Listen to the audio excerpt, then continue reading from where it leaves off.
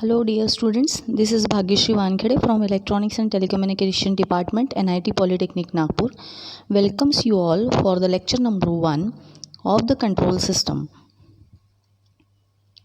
Now these are the course outcome.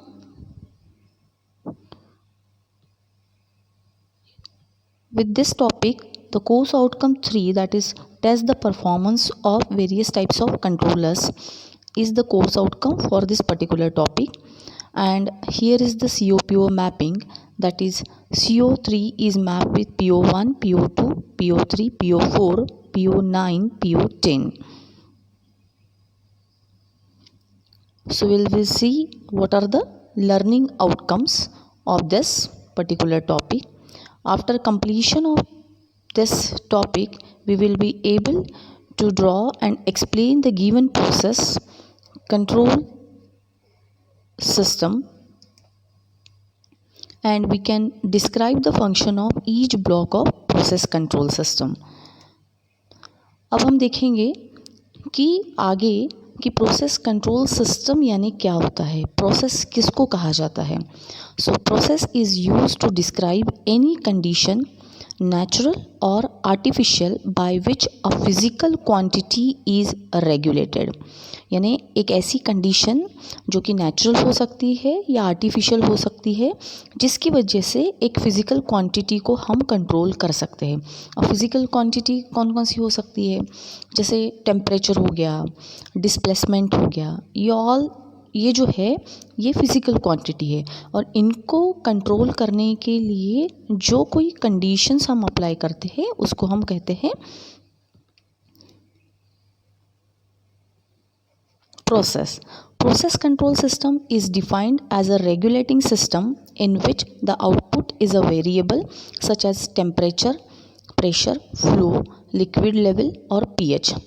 तो ये जो सिस्टम होता है कंट्रोल सिस्टम, ये एक रेगुलेटिंग सिस्टम होता है जिसमें आउटपुट ये जो होता है ये हो सकता है कि टेम्परेचर हो, प्रेशर हो, फ्लो हो, लिक्विड हो या लिक्विड लेवल हो. So process control is widely applied in industries. Now this is the block diagram of process control system. अब ब्लॉक डायग्राम को थोड़ा सा आप अगर ऑब्जर्व करोगे, it is just like a close loop control system.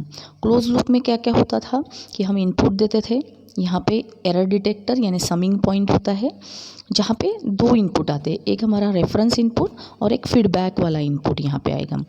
अब जो भी डिफरेंस निकलता है उसको हम कंट्रोलर में देते हैं. कंट्रोलर एक एक्शन करता है. हम ये सभी ब्लॉक्स को एक एक करके देखने वाले हैं. अभी कुछ एक्शन करता है और जो भी कुछ एरर आएगा उस एरर को कंट्रोल एलिमेंट के द्वारा हम कंट्रोल कर सकते हैं.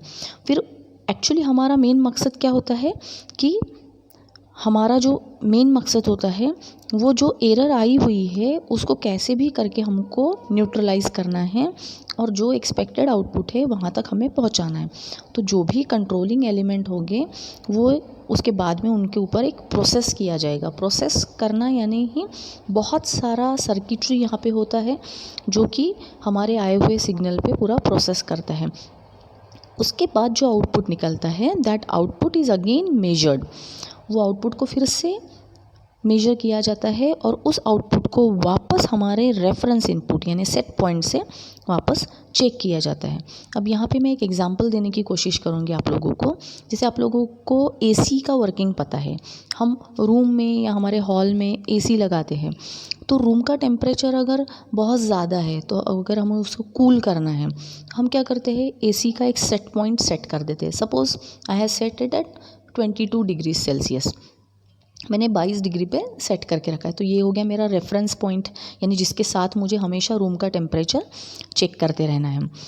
उसके बाद में अब ये जो कूलिंग सिस्टम है ये रूम के टेम्परेचर को अगर उस सेट पॉइंट से ज़्यादा है तो वो कम करते करते लाएगा, और जो कम होने वाला टेम्परेचर है वो हमारा हमेशा 22 के साथ चेक होते जाएगा. अगर वो एग्जैक्टली मैच हो गया तो ऑटोमेटिकली एसी का वर्किंग ऑफ हो जाता है और उतना टेम्परेचर मेंटेन रहता है रूम में. लेकिन अगर वो टेम्परेचर डाउन होता है हमारे सेट पॉइंट से तो फिर से एसी का वर्किंग शुरू हो जाता है और रूम के टेम्परेचर को फिर से 22 डिग्रीज तक बढ़ाने की वो कोशिश करता है. तो दिस इज़ ऑटोमेटेड प्रोसेस, यानी हम हमेशा जो टेम्परेचर है रूम का जो कम हो रहा है या ज़्यादा हो रहा है उसको हमेशा 22 के साथ ही चेक करें, यानी सेट पॉइंट के साथ ही चेक करें, और जब तक वो एग्जैक्टली इक्वल नहीं आ जाता तब तक हमारी प्रोसेस ऑटोमेटिकली चलते रहती है। तो हम इसको एक एक करके देखेंगे अभी।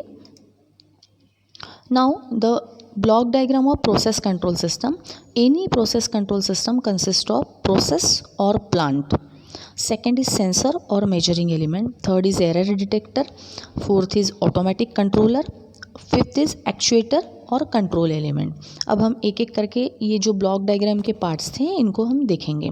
सो प्रोसेस और plant, it consist of complex assembly of phenomena that relates to some manufacturing sequence, यानी ये प्लांट जो है इसमें बहुत सारे प्रोसेस जो कॉम्प्लेक्स हो सकते हैं, यानी इजी वे में जो ऑपरेट नहीं होते, बहुत ज़्यादा टेढ़े हो सकते हैं या मिक्सअप हो सकता है बहुत सारे प्रोसेसेस का, तो वो सिस्टम को हम यहाँ पे यूज़ करने की कोशिश करेंगे। तो यहाँ पे देखिए आप कि it may be single variable और multi variable. Next is sensor और measuring element. It is a device that converts the output variable into another suitable variable such as displacement, pressure और वोल्टेज। सेंसर क्या काम करता है कि एक output variable जो आता है हमारा, जैसे अब हमारा आउटपुट वेरिएबल हमेशा फिजिकल क्वांटिटी होती है ना, तो वो दूसरे फॉर्म में, यानी एक फिजिकल क्वांटिटी को इलेक्ट्रिकल सिग्नल्स में कन्वर्ट करने का काम ही सेंसर्स का है। उसके बाद में एरर डिटेक्टर।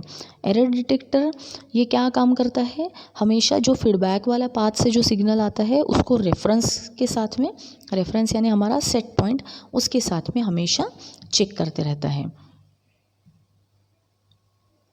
उसके बाद में automatic controller, it comprises error detector and amplifier. It detects the actuating error signal which is at very low power level and amplifies it to high level. अब ऑटोमेटिक कंट्रोलर का काम क्या होता है, जो एरर डिटेक्टर का output होता है वो बहुत ही कम होता है, because it is a difference signal, तो उसका हमेशा आउटपुट बहुत ही कम आता है, और ये कम सिग्नल को एम्पलीफाई करने का काम ये ऑटोमेटिक कंट्रोलर करता है।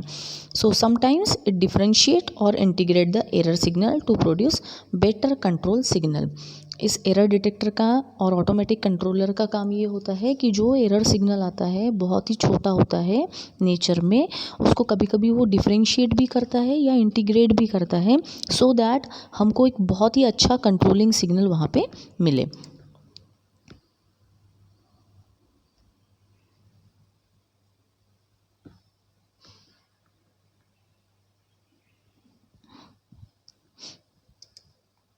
Next is actuator or control element. Actuator is a power device that produces an input to the plant according to the control signal so that the feedback signal will correspond to the reference input signal. अब actuator और control element का काम क्या होता है कि ये एक सिंपल एक पावर डिवाइस होता है जो कि हमारा जो कंट्रोल सिग्नल जो होता है, जो फीडबैक में लगा हुआ रहता है, उसको प्लांट के इनपुट में देने का काम करता है, कंट्रोलिंग एक्शन पे डिपेंड करता है। जैसे यहाँ पे मैंने एक एग्जांपल दिया है सिंपल, आप देख सकते हैं यहाँ पे कि यहाँ पे एक पाइप है जिसमें से वाटर कंटिन्यूसली फ्लो हो रहा है।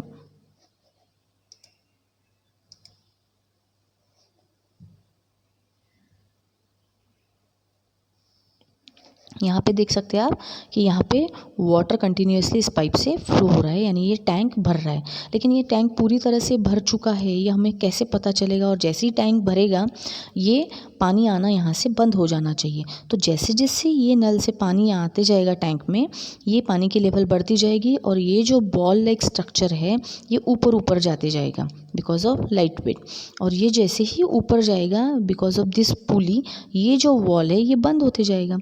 एक बार टैंक फुल हो गया तो ये बॉल ऑटोमेटिकली ऊपर आ जाएगा और ये वॉल नीचे चला जाएगा, तो ये पानी यहाँ पे आना बंद हो जाएगा। इसका मतलब टैंक फुल हो गया है। अभी जैसे ही हम यहाँ का वॉल छोड़ेंगे, ओपन कर देंगे तो टैंक का पानी ये वॉल से नीचे आना शुरू हो जाएगा। जैसे जैसे वाटर की लेवल नीचे नीचे जाएगी ये बॉल भी उसके साथ नीचे नीचे जाएगा, और जैसे बॉल नीचे नीचे जाएगा ये वाला वॉल जो है ये ओपन होते जाएगा ऊपर के डायरेक्शन में, तो और पानी एंट्री होते जाएगा। इसका मतलब this is a controlling element. ये बॉल क्या काम कर रहा है, इस वाटर फ्लो को, यानी ये जो वॉल है ये वाटर फ्लो को कंट्रोल करने का काम कर रहा है। Because of this ball action ये ऊपर जाता है तब ये बॉल बंद हो जाता है, पानी आना बंद हो जाएगा। जैसे हम इधर का वॉल खोलेंगे, ये वाला वॉल खोलेंगे, पानी टैंक का कम होते जाएगा तो बॉल की पोजीशन नीचे नीचे होती जाएगी और ये वॉल फिर से ओपन होगा, so that again this water will enter into this tank. तो ये जो होता है ये फीडबैक में लगा हुआ पाथ है कि हमारे इनपुट को वो प्रोवाइड करते जाता है। यानी ये जो इनपुट है ये कंट्रोलिंग एक्शन पे डिपेंड है कि इनपुट ने आना चाहिए या नहीं आना चाहिए। So the compressor coil in the air conditioner system is nothing but the actuator. अब कंप्रेसर कॉइल का काम क्या होता है, अगर एयर कंडीशन में हमने 22 डिग्रीज पे सेट करके रखा है, रूम से अगर ज़्यादा रूम का टेम्परेचर अगर 22 से ज़्यादा है तो कंप्रेसर फिर से काम करना शुरू करेगा और रूम टेम्परेचर को कम लाने की कोशिश करेगा। अगर वो 22 से कम हो जाता है तो अगेन कंप्रेसर ऑफ हो जाएगा और उस टेम्परेचर को बढ़ाने की कोशिश करेगा। इसका मतलब that is nothing but the actuator. Actuator is nothing but the controlling element. Now after completion of this total topic we'll summarize that by completing the topic we can come to know the meaning of process control system, its block diagram and function of each block and some practical examples of the control system. So thank you so much dear students for watching this video carefully, and we will continue the topic 3.2 control action. Thank you.